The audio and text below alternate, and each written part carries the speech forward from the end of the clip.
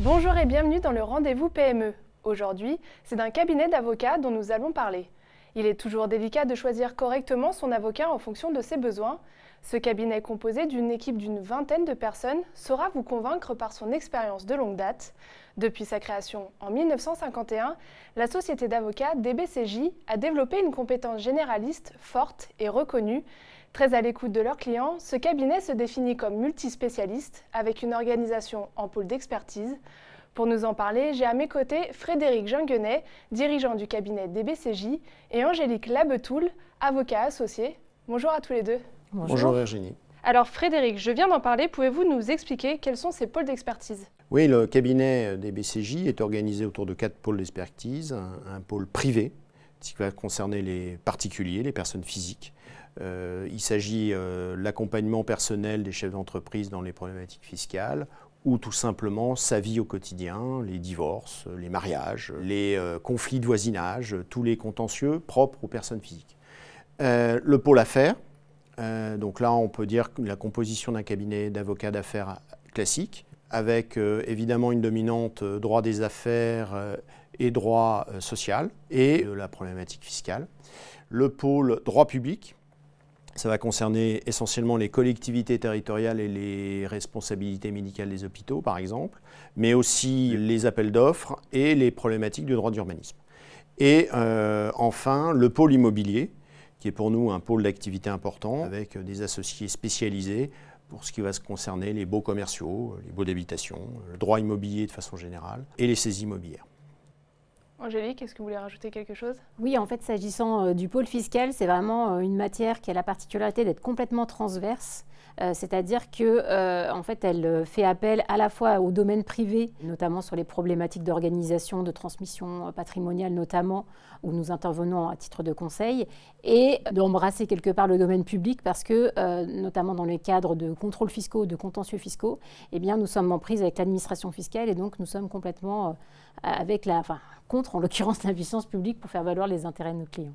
Est-ce qu'il y a un pôle d'expertise plus fort que les autres ? À mon sens, la spécificité de notre cabinet, c'est qu'effectivement, le pôle restructuring, qu'il s'agisse de la restructuration d'entreprise choisie, c'est-à-dire typiquement un chef d'entreprise qui souhaite partir à la retraite, comment il le fait pour que son frottement fiscal soit le moins important possible, ou subi, et on est en plein cœur d'une crise économique qui va être très violente, mais qui commence à arriver, où là, il s'agit à la fois d'accompagner les chefs d'entreprise pour essayer de sauver leur entreprise, vendre des cessions de parts d'actifs, malheureusement faire des licenciements économiques. C'est pour nous une activité importante. On est aujourd'hui assez reconnu au tribunal de commerce avec un associé important pour nous qui est Jean-Marc Bortolotti qui suit ces activités pour nous.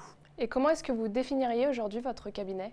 Un cabinet ancien, ancré sur un territoire et qui a su se développer territorialement, mais surtout qui a su se moderniser et de passer d'un cabinet historiquement généraliste à un cabinet de spécialistes. Comment est-ce que vous vous adaptez aux problématiques du marché ? À mon sens, il y a deux problématiques. Il y a la problématique spécifique au marché des avocats et les spécificités et les problèmes de nos clients. On va se concentrer sur les problématiques des clients. Pour pouvoir répondre à leurs soucis de réactivité de la part de nos équipes, c'est une utilisation optimale des outils numériques. Les outils numériques, ça passe par une bonne maîtrise des logiciels de professionnels des cabinets d'avocats pour le suivi administratif et financier des dossiers, mais aussi l'utilisation de tout ce qui est les bases de données numériques pour pouvoir arrêter de perdre du temps en bibliothèque et à faire des recherches dans des livres poussiéreux comme ça pouvait se faire il y a encore 20 ans.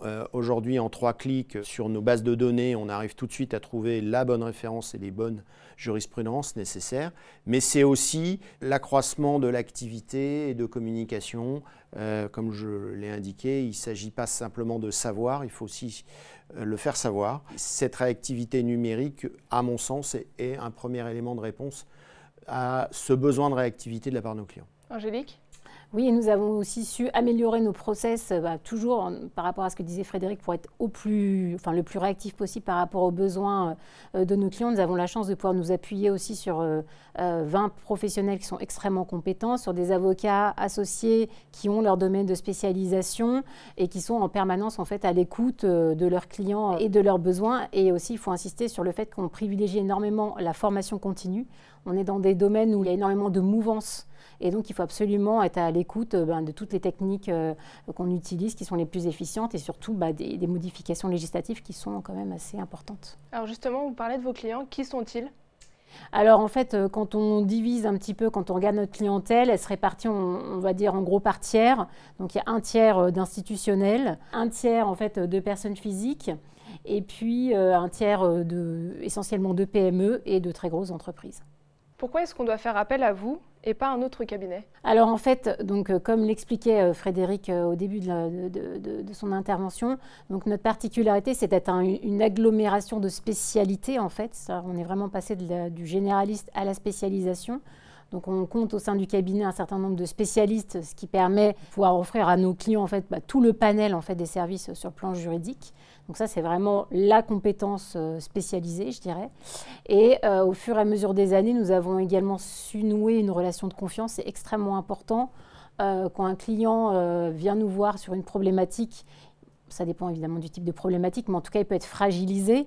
Et donc, il a besoin de sentir, au-delà de la compétence technique, le soutien humain en fait, qui est nécessaire pour lui pour pouvoir affronter en fait, son dossier. Et c'est vrai qu'on place vraiment l'humain au centre aussi de la démarche sur une approche de dossier.